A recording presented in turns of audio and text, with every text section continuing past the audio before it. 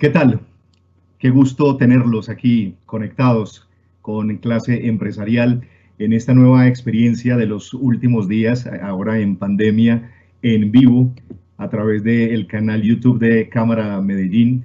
Es un placer de verdad acompañarlos allí, donde quiera que ustedes estén. Gracias por sumarse, por conectarse, por decir sí a este encuentro, como ustedes lo veían ahí en el slide, en la presentación, pues una conversación que esperamos sea lo más cercana con un hombre de altísimas cualidades, un antioqueño lleno de inquietudes intelectuales, de inquietudes sociales humanas, escritor de muchos libros, promotor también de muchas causas, no solo sociales, también educativas, rector de la Universidad EAFIT desde el año 2004 y pues entre otras cosas hace parte de muchas juntas directivas aquí en nuestra ciudad, de la Fundación Universia, del Consejo Directivo de ProAntioquia. También lo tenemos en la Junta Directiva del Teatro Metropolitano de Medellín, de Interactuar también, de Inexmoda, de la Fundación Bancolombia, en fin, entre muchas otras. Y para quienes nos declaramos amantes del idioma, del español, pues es un gusto saber que él es un miembro correspondiente de la Academia Colombiana de la Lengua desde el año 2008. Juan Luis, qué gusto tenerte aquí en Clase Empresarial. Gracias por aceptar que lleguemos allí hasta tu estudio, en tu casa. Nos abras ese espaciecito de la tarde allí y nos acompañes a conversar sobre estos retos tan fuertes, que estos temporales por los que está atravesando la universidad en Colombia y también, por supuesto, para celebrar los 60 años de nuestra querida EAFIT. A propósito, felicitaciones y bienvenido entonces al programa. Nacho, muchas gracias por esta invitación y muchas gracias por invitarme a conversar un rato. Así es, pues la Universidad de EAFIT, ustedes bien lo saben, una universidad privada, pero no por ser privada deja de ser de la ciudad, es de nuestra ciudad, es de nuestro departamento, es del país, con una gran vitalidad institucional y ese vigor pues la ha llevado precisamente hacia hacer una universidad de investigación, es decir, es un espacio eminentemente creativo y eso sí que es importante porque es generadora de un conocimiento nuevo que está teniendo toda la aplicabilidad a la industria y a la empresa colombiana y sobre todo a nuestra empresa aquí antioqueña. Juan Luis, 60 años, seguramente había una cantidad de eventos y de cosas distintas que ustedes se soñaron durante estos años para celebrarlos y pues nos ha cambiado el rumbo. La celebración fue otra. ¿Cómo es ese diario de pandemia en la universidad? ¿Cómo ha sido en estos últimos días? Sí, Nacho, esto ha sido una transformación que nos puso la vida. Nunca esperábamos, creo que ninguno. Cuando yo asistía a los comités de continuidad de negocio y los comités de riesgo, pues uno pensaba y decía, bueno, sí, de pronto la universidad puede tener y cerrar una semana, 2 semanas, teníamos pues algunos planes, pero nunca pensamos que fuéramos a vivir esto. Y ha sido una reinvención total, porque sí nos tocó pues pasar de una forma tradicional de la universidad, que es la presencialidad, desde la fundación de la universidad por allá en Bolonia en 1200 y tantos, pues sí, la universidad siempre fue una relación directa, personal, entre profesores, alumnos, una comunidad de investigadores, etc. Y en una semana nos tocó pasar a una relación remota entre profesor y estudiante mediada por las nuevas tecnologías, afortunadamente, que hubiera sido esto sin internet y sin las nuevas tecnologías. Y entonces, bueno, ya mañana terminamos la 10ª semana y yo creo que ha sido un reto muy apasionante, una resiliencia muy fuerte, quiero hacer un gran reconocimiento a los profesores que fueron capaces de adaptarse en 8 días a las nuevas modalidades y obviamente a los estudiantes que han tenido paciencia, capacidad, fortaleza y vamos a salir adelante este semestre. Seguro que sí, Juan Luis. Rector, obviamente tenemos una hora por delante de encuentro con quienes están conectados. A propósito, le cuento que también luego el programa, este en vivo, será transmitido por Cámara FM y estará también disponible en el canal YouTube, así que pues tendremos muchos públicos que aprovecharán seguramente esta conversación. Vamos a hablar de esos retos, vamos a hablar de los estudiantes, vamos a hablar de la respuesta de los docentes, vamos a hablar de ustedes cómo están capoteando este fantasma de la deserción. Pero yo sí quisiera aprovechar mucho una persona como usted, inspirador, con unas que siempre nos muestra luces, nos muestra caminos, nos pone reflectores sobre el camino. Este tiempo, sin duda, pues nos recordó dos cosas que creo que es una bella contradicción, una afortunada contradicción. Nos recordó que somos muy vulnerables, pero también que somos adaptables, que somos resilientes, si se quiere, para utilizar una de esas palabras tan caraqueadas, pero tan bella también. ¿Cuál es la percepción de Juan Luis Mejía frente a esa doble condición de vulnerabilidad y de capacidad de adaptarnos a los momentos? Sí, qué buena reflexión, Nacho. La primera, sí, la primera lección es la fragilidad del ser humano, que nos lleva, dijéramos, a una gran reflexión sobre esa soberbia del ser humano. Precisamente en el libro que te estaba comentando ahora sobre los dioses, hay unas citas de la Biblia al principio en el Génesis, en donde luego de crear Dios al hombre, le da el dominio sobre la naturaleza. Y lo expresa así con esas palabras: yo te doy el dominio sobre los animales, sobre las aves, sobre, mejor dicho, sobre la flora y yo creo que eso, de ahí nació como esa arrogancia inmensa del ser humano, sumada ahora a esta soberbia del modelo de desarrollo en donde creemos que este planeta es finito.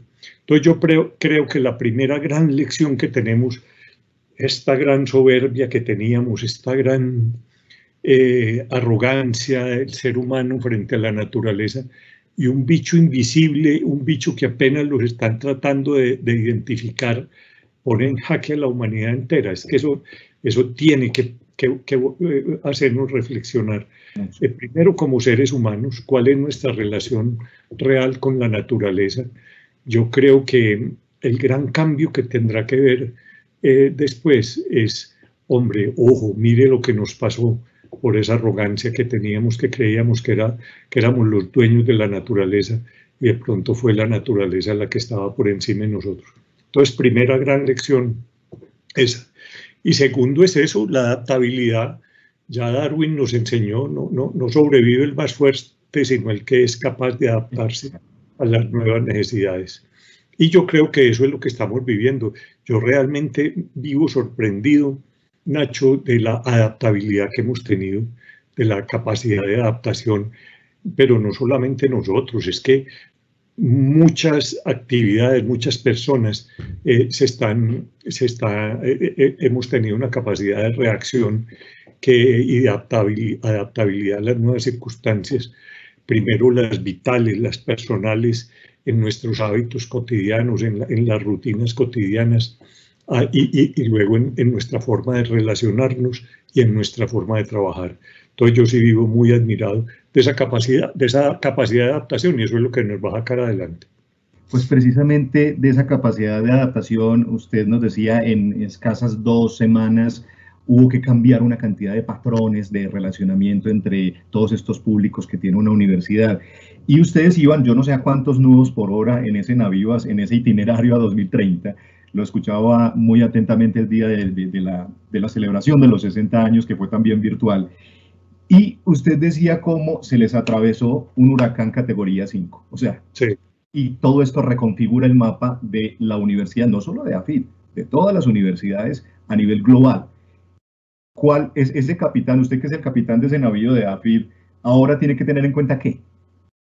¿Qué está teniendo que tener en cuenta? Bueno, primero, yo creo que hay unas metodologías ahora, pues de unas consultoras como Ernst & Young, como McKinsey, etcétera, que demuestran que hay 3 etapas para enfrentar, que son las famosas 3 Rs.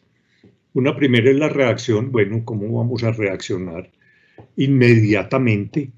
Nosotros cerramos la universidad el 14 de marzo y el 22 o 23 ya estábamos dando clases remotas. Entonces ese es el primer sacudón. Reaccione rápido y tenga unos objetivos muy claros. Primer objetivo, proteja la salud de toda la comunidad. Segundo objetivo, mantenga viva la actividad académica. ¿Y cómo se mantiene viva la actividad académica? Entonces, tomar a cada uno de los actores. Entonces, señores profesores, señoras profesoras, nos vamos a tener 8 días para capacitarnos en las plataformas que teníamos afortunadamente. Eso fue un reto inmenso, capacitar 2.000 profesores en una semana para que el lunes siguiente estuvieran en relación con sus estudiantes a través de la red y de los dispositivos. Segundo, poner a tono la tecnología de la universidad, revisar cuáles eran las plataformas que teníamos activas y cuáles de esas plataformas eran los que nos iban a servir. Y lo otro, bueno, ¿cómo va a ser la conectividad con nuestros estudiantes? Tuvimos que abrir 13.800 cuentas en una semana en eafit.co. Tuvimos que hacer una encuesta con los estudiantes rapidita, a ver quiénes no tenían dispositivo, computador, etcétera, y quiénes no tenían conectividad en red y apoyarlos para que pudieran tener. Y luego, bueno, toda la disposición de los estudiantes. Entonces, primera etapa, Nacho, reacción. Ahora, resiliencia. Estamos viviendo una etapa, un decano llamaba a esa primera etapa un copy-page, y era poner a un profesor frente a una pantalla a hacer lo mismo que hacía frente a un tablero y frente a sus estudiantes. Ahora en estas 10 semanas hemos ido, por eso hablamos primero de educación remota, porque educación virtual implica otros atributos. Otra cosa, claro, eso implica más herramientas, implica, claro. Claro. Y en esa etapa estamos, y esa segunda etapa que es la de resiliencia, en la adaptación, en programar los exámenes, en programar las evaluaciones, bueno, todo este tipo entonces esta es la segunda etapa de resiliencia. Y viene una tercera etapa que es, bueno, ¿para dónde vamos? Porque de aquí tenemos que salir de otra manera. La humanidad va a cambiar, tenemos que detectar muy claramente cuáles van a ser las nuevas necesidades sociales que la universidad va a tener que suplir. Entonces son esas 3 etapas que estamos viviendo, a veces muy estresante, a veces muy apasionante, pero creo que ha sido un aprendizaje inmenso para todos. ¿Y qué le dicen los estudiantes? Usted está en su casa, la mayoría de las personas todas están trabajando y estudiando desde sus casas, pero ¿cuáles han sido como los espacios de encuentro directos con los estudiantes, por ejemplo, suyos? ¿Qué le dicen o qué inquietudes le tramitan? ¿Cómo están viviendo o cómo vivieron ellos esta experiencia estos últimos 2 meses? Pues están viviendo de distintos modos, Nacho. Primero, nos preocupa ante todo la salud mental. Si tú no tienes, dijéramos, una disponibilidad mental para enfrentar la apertura hacia el conocimiento, el conocimiento, la educación tiene 2 principios básicos, hombre, Nacho, que son, primero, motivación. Si tú no tienes una motivación hacia acercarte eso es como pegarse uno contra una pared. Y segundo, salud física y salud mental. Y ante todo estamos muy preocupados por la salud mental. Esta época de encierro, esta época de convivencia obligada, esta época en donde perdimos la presencialidad y sobre todo la posibilidad de compartir con los otros, al principio fue un choque muy duro. Por eso primero, a todos aquellos estudiantes que estaban presentando síntomas de depresión, de ansiedad, de falta de sueño, de falta de concentración, apoyarlos psicológicamente. Lo otro ya, ir adaptándonos y afinándonos toda la relación, ya dispuesta, diéramos toda la plataforma y toda la tecnología, ir adaptando poco a poco esas formas de transmisión de conocimiento. Teníamos mucha preocupación. Ayer estuvimos haciendo una evaluación Y para mi sorpresa, Nacho, por ejemplo, los resultados son mucho mejores que en la presencialidad. A ver, cuéntanos. Todavía no tenemos resultados académicos, pues porque el semestre no ha terminado, pero todos los indicadores dicen que van a ser más positivos y que, por ejemplo, hay un indicador. Este semestre se cancelaron una cuarta parte de las materias que se cancelaban en la presencialidad. De manera que hay otras formas y hay unos temas que han sido positivos. Obviamente todos añoramos la presencialidad, la capacidad de relacionarnos, que es uno de los atributos de la universidad. Bueno, rector, y entonces, a ver, de cara como al futuro inmediato, obvio, la presencialidad siempre va a estar vigente y necesitamos que esté vigente porque es ese encuentro de alumno y profesor, de maestro, de orientador, el que enriquece, el que nos abre la mente. Pero con estos ejercicios de virtualidad que han tenido ustedes en estos últimos meses, ¿cómo en qué nivel, dentro de esa evaluación que usted dice que acaban de hacer, en qué nivel están? ¿Están pensando ya también de pronto en pasar, hasta dónde sería posible en el futuro inmediato seguir virtuales? Seguir virtuales. ¿Esos ejercicios en dónde los dejan? Sí, varias cosas ahí, Nacho. Primero, habrá unos temas de presencialidad ahora con las nuevas disposiciones del gobierno. Parece que vamos a poder abrir laboratorios, porque el gran dilema ahora fue que muchas clases pues necesitan presencialidad en laboratorios, en talleres, y por ejemplo los estudiantes de música necesitan unos espacios adecuados o una relación directa con profesor, etc. Entonces, primera etapa, creemos que vamos a poder ir abriendo laboratorios. Estamos preparando todos los protocolos, las 8 universidades del G8 nos unimos y tenemos un protocolo común, pero lo estamos adaptando también a las necesidades y a las circunstancias de cada universidad. Entonces creemos que a partir del 1 de agosto, pues si las condiciones siguen como están, si las curvas se siguen comportando como están, crucemos los dedos, seamos muy rigurosos en todas las normas que nos dicen que debemos tener para que no se haya un rebrote como en Chile, que sería funesto. Si todas las circunstancias se dan y empezamos a partir del 1 de agosto, será una educación mixta, una educación, sí, porque primero vamos a tener limitaciones de aforo, vamos a tener que seguir conteniendo la distancia entre pupitre y pupitre por lo menos de 2 metros o unos 50, vamos a tener que tener todas las condiciones de seguridad, de sanidad. No todos los estudiantes podrán asistir. Hay algunos que pueden tener preexistencias, otros pueden ser cuidadores de sus mayores, de sus padres, sus abuelos, etc. Entonces hay varias circunstancias por las que el estudiante no podrá asistir. Puede que haya profesores también, ya que por su edad o por preexistencias no pueden asistir.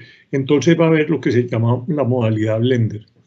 Y poco a poco pues volveremos a una presencialidad plena. Esperemos pues que el plazo no sea muy largo. Pero yo te digo una cosa, hombre, la gran lección que vamos a salir de todo esto es que vamos a salir enriquecidos con una nueva competencia que no teníamos. Yo, por ejemplo, que soy tan torpe tecnológicamente, mira, ahora me estoy comunicando con vos por Teams. Hace 2 meses te aseguro que yo iba a hablar de Teams y no sé qué, y de Zoom, pero mi mujer... que nos pasaba lo mismo. Sí, igual, yo también me estoy inaugurando. Entonces, ahora yo salgo enriquecido con todas estas nuevas tecnologías.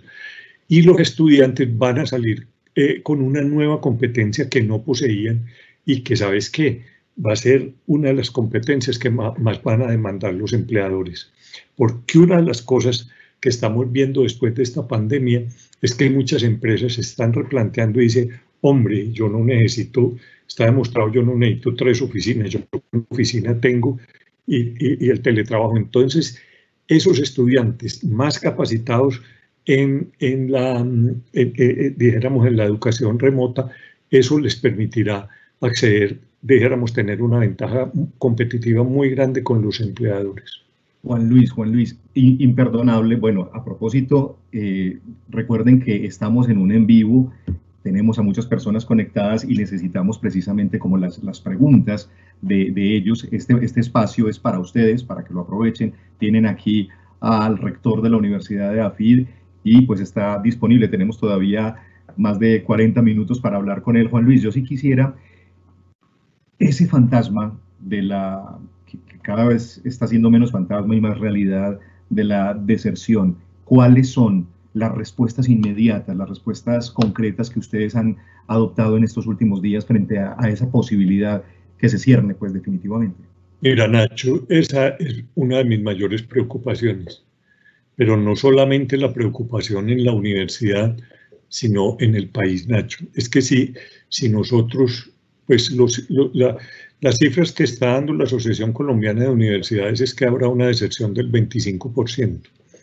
Esto quiere decir que se nos va a ir una cuarta parte de los estudiantes, que van a ingresar. Ayer veíamos en ProAntioquia, se calcula que hay un 11% más de desempleo. Entonces vamos a estar en cifras alrededor del 22%. Entonces esos estudiantes que se van a retirar, dijéramos, del sistema educativo a ingresar al ejército de desempleados porque no va a haber cupos en el trabajo, eso me preocupa muchísimo. Y me preocupa desde este punto de vista también, Nacho. Nosotros vamos a retroceder a indicadores de cobertura de principios del siglo XXI. Es decir, que lo que hemos construido en estos 21 años, en estos 20 años, se va a destruir. Y eso en términos de capital humano, imagínate lo que significa para un país. Que significa que una cuarta parte de sus estudiantes, en el momento en donde la humanidad más educación, más información, más conocimiento requiere, porque es que cada vez más los empleos van a ser cada vez más calificados. Entonces imagínate el drama de país de regresar, de perder 20 años de estos esfuerzos. Durante estos 20 años Colombia hizo un esfuerzo inmenso por cualificar sus universidades, por incorporar. Estábamos en indicadores, incluyéndose en cerquita del 57% de cobertura de esa población. Y eso es... Claro, es que realmente es un drama lo que tú estás exponiendo. No sé si leías la noticia de Trasantier, cuando, o sea, por primera vez en muchos años el índice de desarrollo humano va a perder puntos, cuando veníamos en unas décadas de crecimiento en el índice de desarrollo humano y esta pandemia nos está volviendo atrás. O sea, es increíble lo que está pasando. Sí. Es triste y es paradójico también, como tú decías.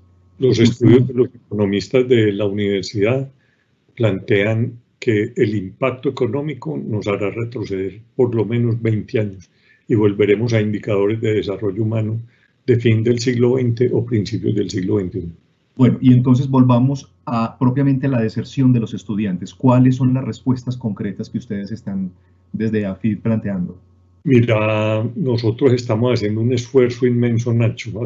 Acabamos de crear un fondo, vamos a arañar, dijéramos, nuestros ahorros, y acabamos de crear un fondo de 3.000 millones de pesos para darle un aporte de 3 millones de pesos a 1.000 estudiantes que podamos comprobar que su familia tuvo una afectación en esta pandemia.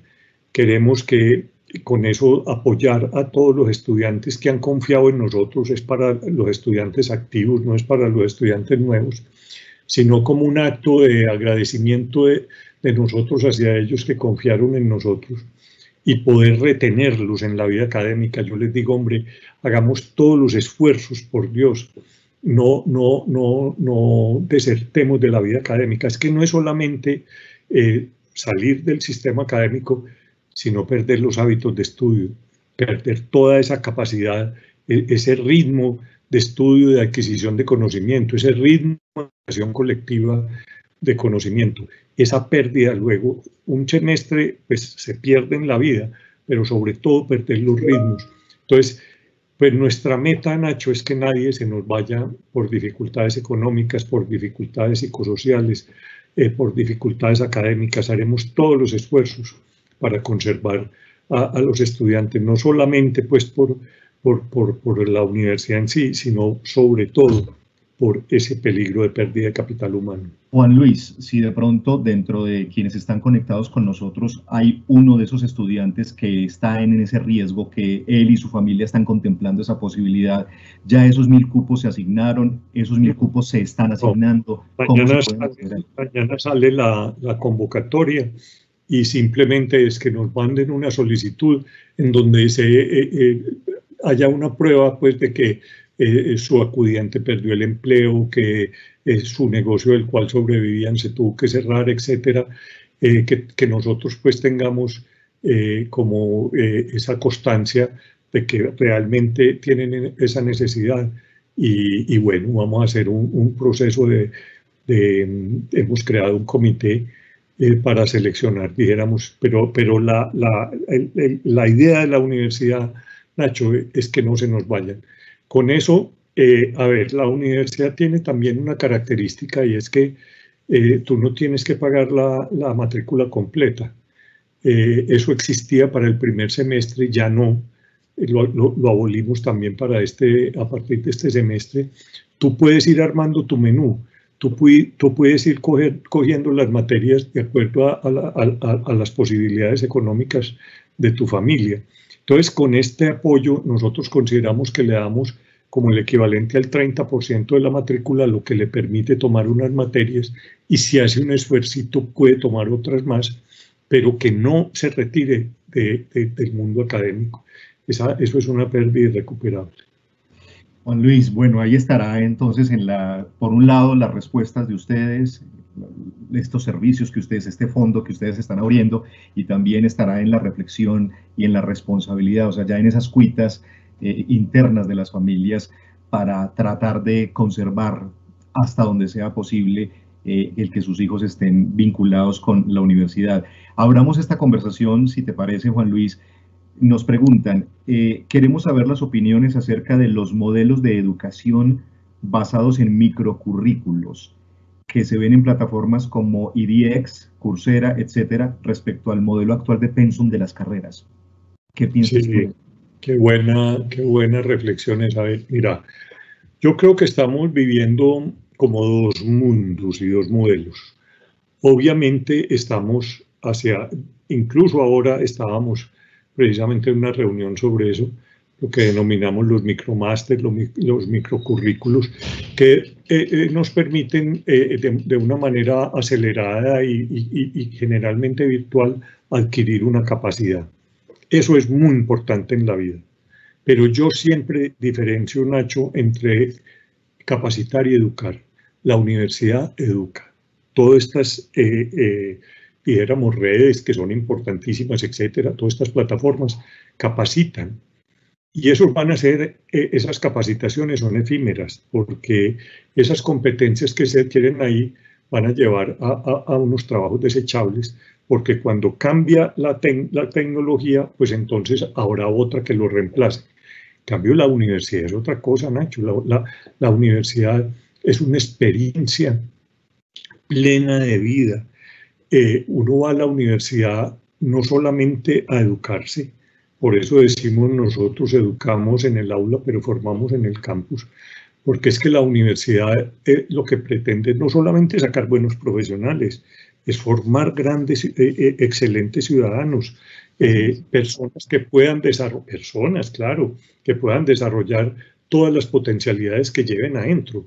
Entonces, la universidad sí, su función básica es transmitir conocimiento y generar conocimiento, pero tiene al látere, y eso me preocupa mucho a mí en este momento, Nacho, porque hay toda una tendencia dijéramos, a empobrecer la idea de universidad.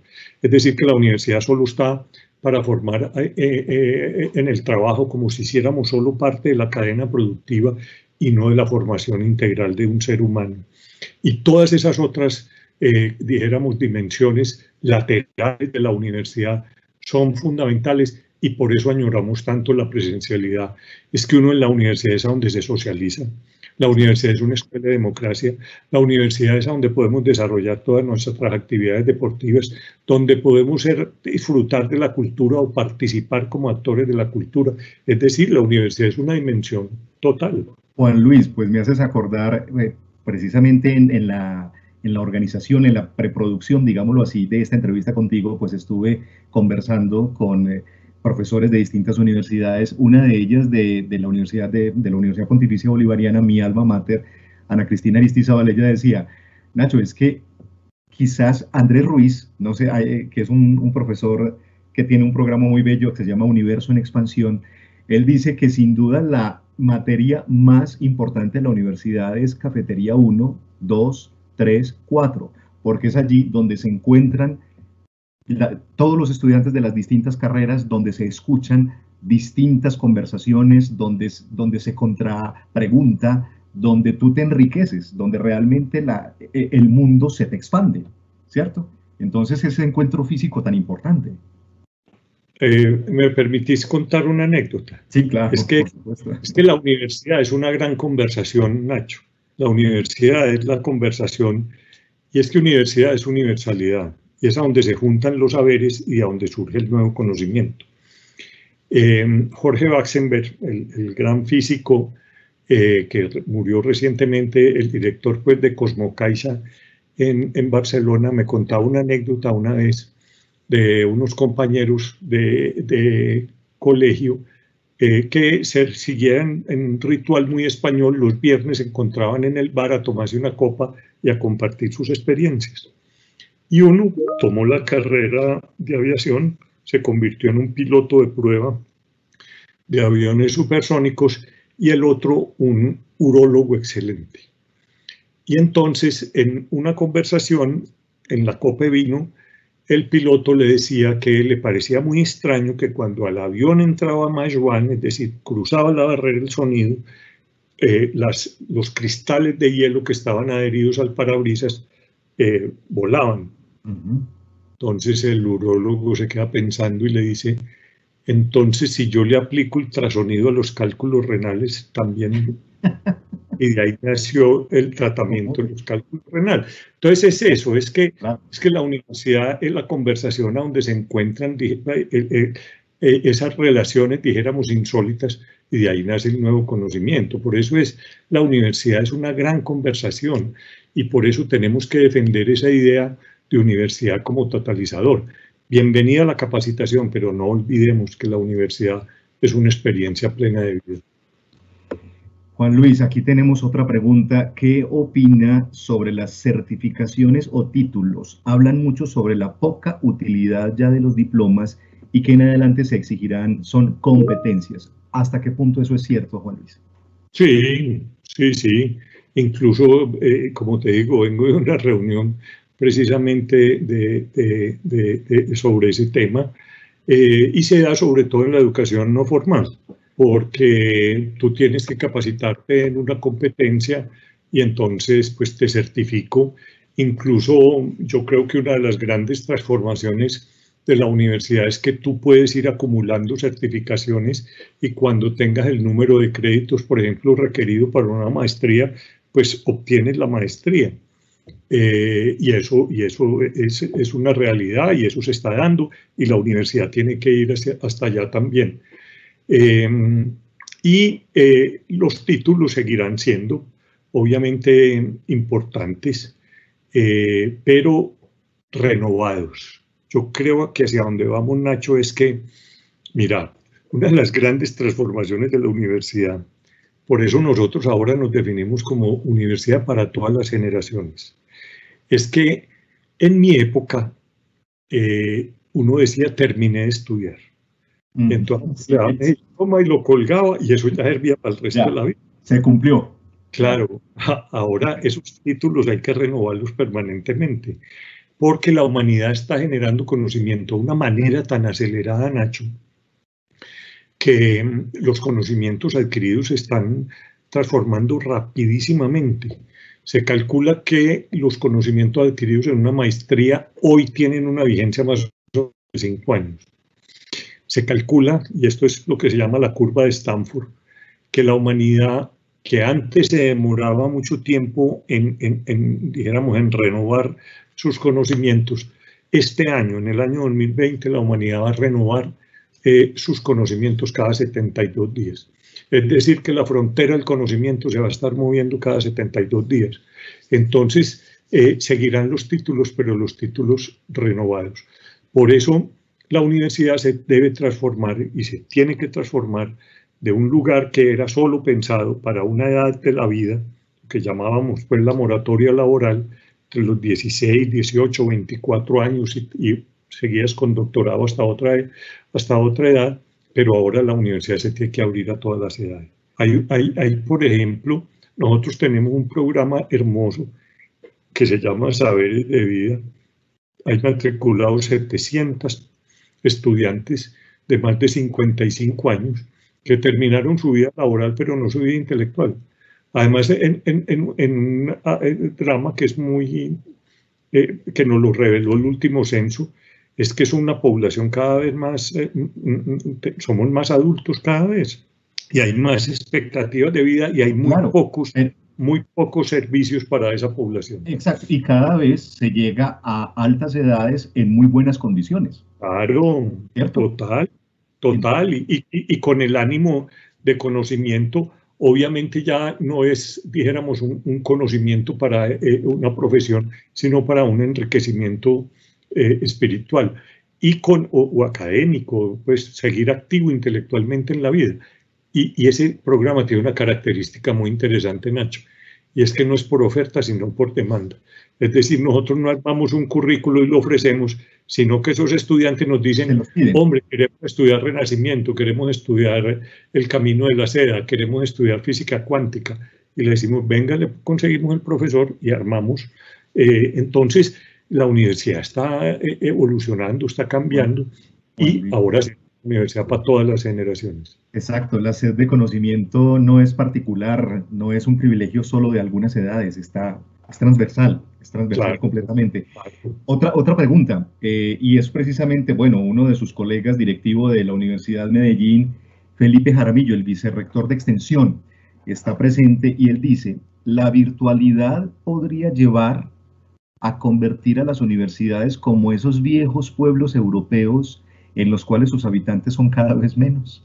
Es decir, y vuelve la pregunta, ¿hasta dónde, en qué áreas se justifican hoy grandes inversiones en infraestructura física, Juan Luis? Lo que se llama la España vacía. Y buena pregunta esa, hombre, porque eso me lleva a otra respuesta, que es muy profunda, Nacho, y siquiera traes ese tema a la mesa. Mira, incluso ahora, pues en todas estas discusiones dicen, no, ¿y para qué van a invertir más en ladrillo? Inviertan más en las personas. Y yo estoy respondiendo de la siguiente manera. Nacho, ¿vos te imaginas una clase de biología solamente con tableros, sin laboratorios? ¿Vos te imaginas una clase de geología sin laboratorios? ¿Vos te imaginas una clase de ingeniería mecánica, ingeniería de producción o diseño de productos sin talleres donde se pueda practicar? Una clase... cirugía, odontología, en fin. Entonces, o una gran biblioteca o un gran espacio. Entonces, pero eso me lleva a otra cosa. Y es una de las cosas que más me preocupa en este momento. De pronto que vamos a tener una regresión a la universidad de los años de los 90, que era una universidad que solo transmitía conocimiento. Y esa es una de las funciones, pues. La universidad es el receptáculo donde acumulamos la sabiduría acumulada por la humanidad y la transmitimos a las otras generaciones. Pero a partir, sobre todo, de la última década del siglo pasado, la Universidad Colombiana está dando un giro y ya no se contenta con transmitir, sino que aspira a generar conocimiento a través de la investigación. Y eso tiene un aspecto casi de soberanía nacional, Nacho. Porque si nosotros nos quedamos solo transmitiendo conocimiento, transmitiríamos conocimiento generado en otras latitudes. Y nosotros tenemos que generar nuestro propio conocimiento a través de la investigación.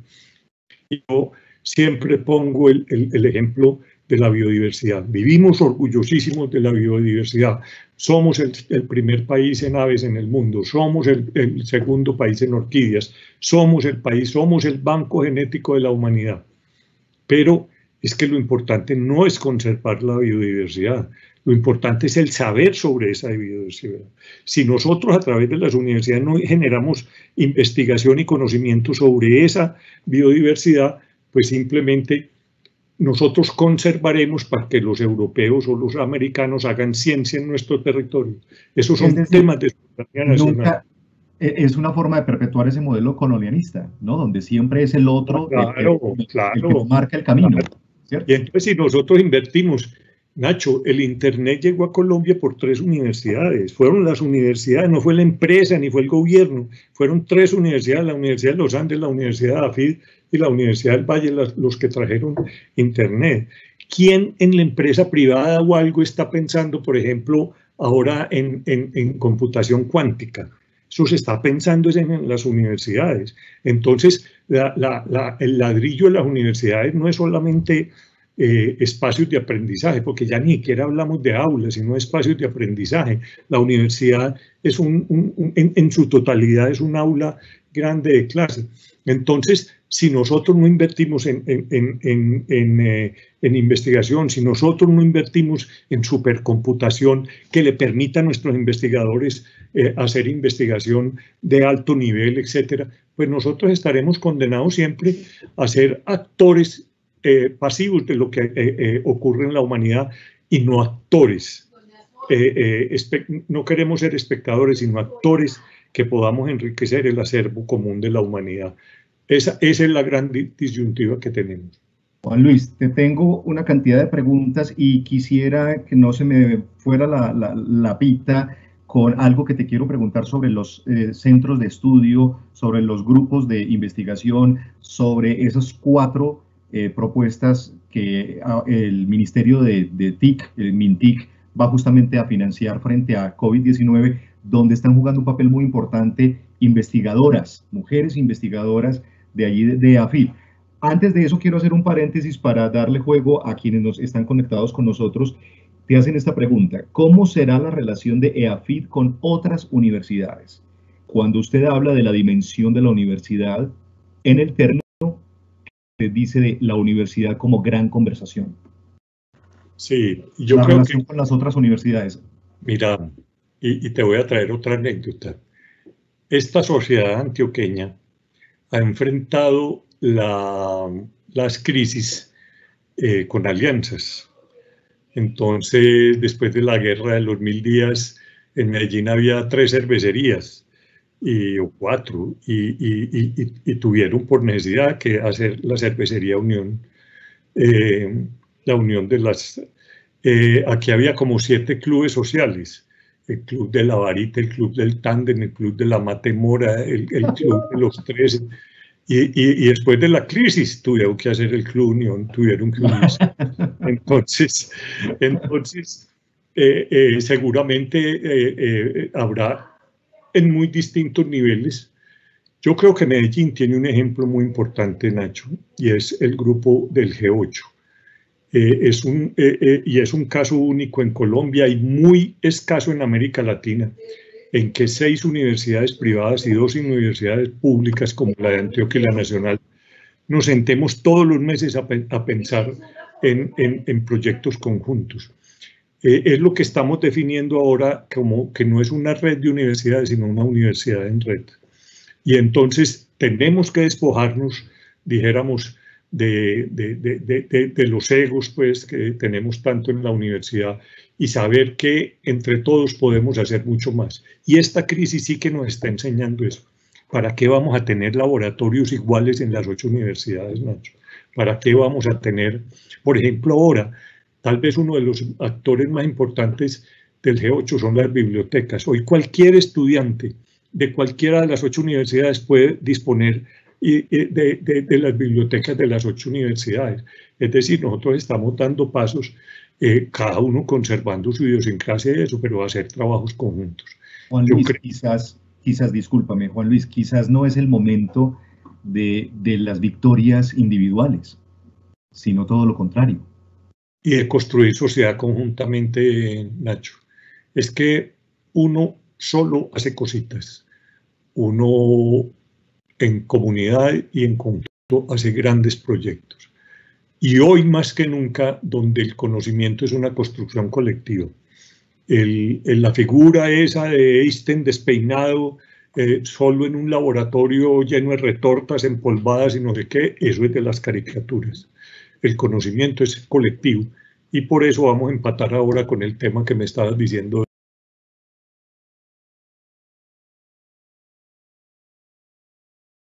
De los grupos de investigación. Claro, de las mujeres en la ciencia, ahí en la universidad, que yo sé que eso es un motivo de orgullo suyo y motivo de orgullo también colectivo.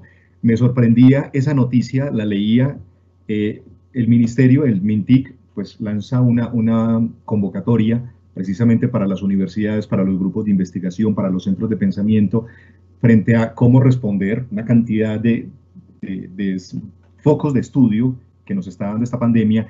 Y dentro de 25 proyectos que MINTIC va a financiar, 4 están, la universidad está ahí, en 3 como ejecutora y en una van como aliados.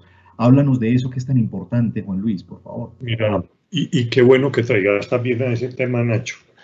Es que ahora que hablábamos de ese tema de la capacitación y de la... Claro que nos quedan apenas 14 minutos, o sea, aquí tengo muchas preguntas. Yo le advertí que yo echaba mucha carrera. Pero volvamos al tema de capacitación y universidad. ¿Quién está enfrentando esta pandemia? ¿Los que se capacitaron o los que hacen investigación en la universidad? Todo esto que se veía y todos estos recortes, hay una caricatura que vi en estos días, una señora tapa la bocina, está en un laboratorio y dice: el señor que nos recortó el presupuesto el año pasado nos está llamando gente. La humanidad ha volcado su visión esperanzada en los centros de investigación y en las universidades. Las respuestas a esta crisis se están dando en los laboratorios de investigación. Es que la universidad sale fortalecida en este momento. Por eso, y un ejemplo somos nosotros. Tú lo decías ahora, de los 25 proyectos que está financiando, uno es con la Universidad Javeriana en un proyecto que se llama Caoba. Los otros 3 son pues dirigidos en la universidad, los 3 por mujeres, que yo creo que ese es, mira, yo creo que uno de los grandes fenómenos que está ocurriendo en Colombia es, dijéramos, esa generación de mujeres que está entre los 30 y los 40 años, capacitadas, doctoras, ciudadanas del mundo, con plenas conectividad con centros de investigación del mundo entero. Yo creo que ese es uno de los aspectos más positivos que está ocurriendo en Colombia, es, dijéramos, el despertar de esas mujeres ejecutivas, investigadoras, etcétera, de esa etapa, y 3 de ellas dirigen 3 de los proyectos, una de nanotecnología para producir una malla, para producir mascarillas con una protección cercana al 99%, otra que a través de inteligencia artificial, interpretando radiografías de rayos X sobre personas con neumonía, pueden detectar si es generada esa neumonía por el coronavirus o no. Y otra que viene, es una investigadora matemática que ya ha hecho muchos proyectos, sobre todo con dengue, con chikungunya. Es matemática y lo que hace es modelación matemática de cómo se desarrollan los virus, cómo se pueden detener, etc. Entonces, imagínate, 3 grupos de investigación son los que están dando en este momento las respuestas que necesita la sociedad, dirigido por mujeres. O esa generación de mujeres colombianas, que yo creo que es uno de los fenómenos sociales más importantes. Y ese mismo orgullo tuyo, Juan Luis, como rector de la universidad, y pues estas chicas investigadoras científicas, precisamente prestando ese servicio a tu universidad, pero prestándole servicio al país, ese mismo orgullo lo deben de sentir en muchas universidades públicas y privadas del país. Hace rato nos hicieron, pero no quiero que se me escape, algo corto. Quería saber cuál era el libro al que te estabas refiriendo. Creo yo intuir que era el de la conversación con los dioses. Sí, vea, se lo recomiendo. Se llama Vivir con los dioses. Vivir con los dioses. Pueblos, objetos y creencias. Neil MacGregor era el director del Museo Británico hasta hace poco, y él, con base en objetos de arte, de artesanía, arqueológicos, etcétera, relacionados con la divinidad, con la religión, hace un recuento de la humanidad desde hace 40.000 años, desde el descubrimiento de una pequeña talla de un hombre león en una cueva en Alemania, hasta nuestros días, cuál ha sido, dijéramos, ese relacionamiento de la humanidad con la divinidad a través de los tiempos. Apasionante. Qué bien, qué bien. Si me lo permites, ya que tú nos haces una recomendación, yo también les quiero hacer una recomendación a una entrevista muy bella que le hacen en un diario británico a Arvo Pärt. Conocerás el compositor estonio, claro. Místico, uno de los grandes místicos de nuestro tiempo contemporáneo, y le preguntaban sobre sus reflexiones sobre la pandemia, y él dice: este evento nos obliga a hacer sacrificios y reducir nuestras vidas. Es como un mega ayuno para todo el mundo. La situación actual de autorrestricción nos está concerniendo a todos. Y yo quisiera, Juan Luis, tomar lo de las restricciones. Es muy fácil administrar riqueza y abundancia, pero administrar momentos complejos, administrar crisis, administrar precariedad no es fácil. ¿Cuál sería una lección tuya para precisamente en tiempos de restricciones? Nacho, la lección nos la dan las mamás y las señoras de Antioquia. Yo creo que si hay una lección que nosotros tenemos que aprender, y en estos días yo le oí a los economistas cómo hacen rendir la plata, cómo hacen y cómo no se dedican a los suntuarios, sino a las necesidades básicas de la familia, etc. Yo creo que tenemos que aprender mucho, dijéramos, de esas formas de cultura tradicional nuestras, en donde hay muchas riquezas. Es que esta cultura nuestra tiene unos aprendizajes. El convite, Nacho, el convite es una expresión cultural de solidaridad.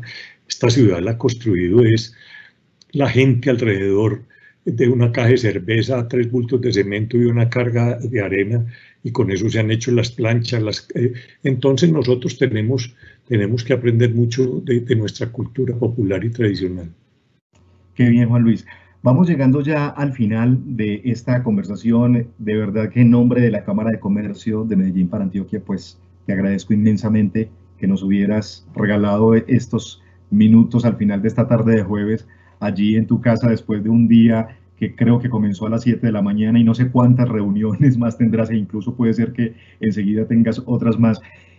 Estos programas especiales, estos en vivos que estamos haciendo de clase empresarial, pues lo que quieren es transmitir un mensaje que lo tiene muy acendrado la Cámara en este momento, y es que esto es colectivo, que esto es un ejercicio de todos hacer la fuerza, entre todos nos recuperamos, y precisamente pues estamos trayendo aquí a conversar a personajes como tú, inspiradores. Yo quisiera un mensaje final para esos estudiantes, para esas familias que se están debatiendo entre matriculo, no matriculo, un mensaje para todo ese cuerpo docente tuyo, muchos de ellos doctores, especialistas, que también se las han visto a gatas. Algunos ya estaban preparados desde lo virtual, para otros también ha sido toda una novedad. Entonces todos como montándonos en el mismo barco y a ver cómo salimos hacia adelante. ¿Cuál es tu reflexión final, Juan Diego? Mira, primero, no desfallecer. Segundo, tener perspectiva. Estamos en una situación difícil, pero no seremos siempre con una situación difícil. Mi gran amigo y maestro Manuel Mejía Vallejo siempre repetía: no es buena consejera la cercanía de la pena. Entonces, no es buena consejera la cercanía de esta situación. Tengamos perspectiva, tengamos capacidad de mirar hacia el futuro, porque si nos quedamos dando vueltas alrededor de esta dificultad, no vamos a tener perspectiva de futuro, y tenemos que construir una nueva sociedad. Templanza. Decías tú, mencionabas la palabra templanza en esa declaración de esperanza el día de la celebración de los 60 años. Templanza, esa es una gran actitud que debemos tener en este momento, ¿no? Sí, yo creo que es que uno tiene que volver a nutrirse como de los maestros, de las 4 virtudes de Platón, de la templanza, la fortaleza, la justicia, y la cuarta era, bueno, se me olvidó la cuarta. Y templanza, pero templanza hay que diferenciarle fortaleza. Templanza es saber renunciar a las tentaciones, saber concentrarse, saber en el sentido platónico, que después lo adoptó un poco el cristianismo, pero en ese sentido de uno ser capaz de enfrentar las tentaciones para poder mantenerse en un camino correcto. ¿Cómo se está aguantando la tentación de irse a EAFIT, a su oficina de siempre, su escritorio, y estar en contacto con los estudiantes? Yo recuerdo... Imagínate que hoy hablé con Dora, pues mi asistente, que fue hoy, porque pues fue por su silla y le estaba haciendo mucha falta, y bueno, y fue a hacer unos documentos, y nos quedamos un rato, ve Dora, y cómo está, y las orquídeas cómo están, y el escritorio está, bueno, toda la cosa, claro, es que imagínate uno 16 años allí, pues tiene ya unos hábitos, todas unas costumbres, me hace mucha falta la presencialidad, mucha falta, pero ¿sabes lo que me hace? Los estudiantes. Los estudiantes, claro. Es que una universidad sin estudiantes es como un mausoleo. Sí, exactamente. Yo recuerdo en el 2014 te hice una entrevista para este mismo programa y recuerdo, eso se me quedó grabado, tú decías que tú te sentías allá en la universidad como al lado de una caldera hirviendo, que era como si estuvieras en un caballo pidiendo rienda porque esto era un fuego continuo. Eso debe hacer muchísima falta.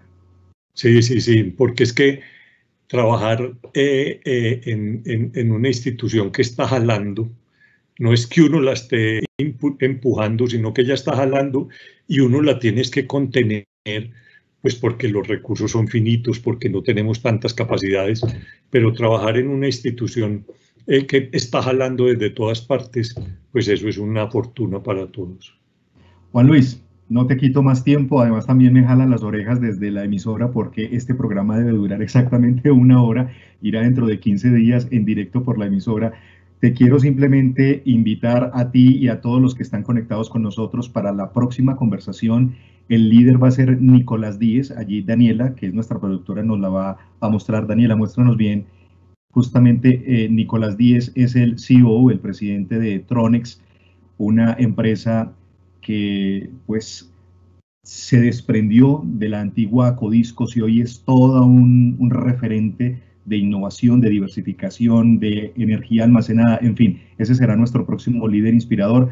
Juan Luis, los retos son inmensos para la universidad. Felicitaciones por estos 60 años de EAFIT. Mejor dicho, son retos y retos y retos. Tu abuela, cuando cumplió años, decía lo de la crisis. ¿Te acuerdas? Cuéntanos esa 95 años de crisis. 95 años de crisis estaba cumpliendo.